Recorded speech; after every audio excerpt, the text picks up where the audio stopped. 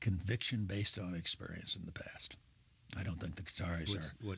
What experience in the past confirms your opinion? The role they did, for example, with Al Jazeera.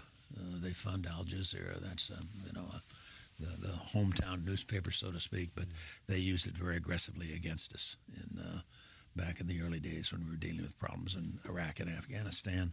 There is an absolute conviction on the part of our friends in the region out there that they fund the more radical elements, are actually supported financially.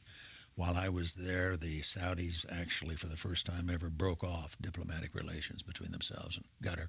I think the Emirates have followed along and done the same. They've never done that before in all of the years of operations in that part of the world. What do they want? The Saudis? Yeah, no.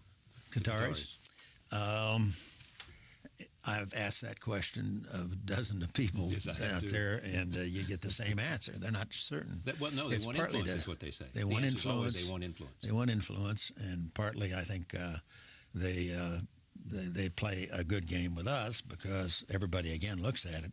Our friends say, "Well, you guys let them get away with it. You know what they're doing, and you let them get away with it." And the reason is supposedly because we have that big base up there at Al Udeid, where it is our biggest base in the Middle East, is on Qatari property.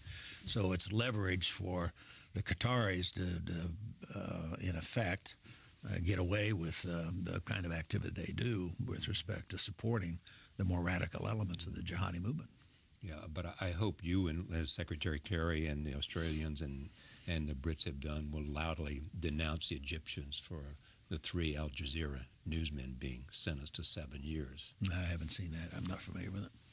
You didn't read that story in the front page of the paper that no. 3 Al Jazeera reporters were sentenced by 7 years by Egyptian courts? Yeah, I missed that one.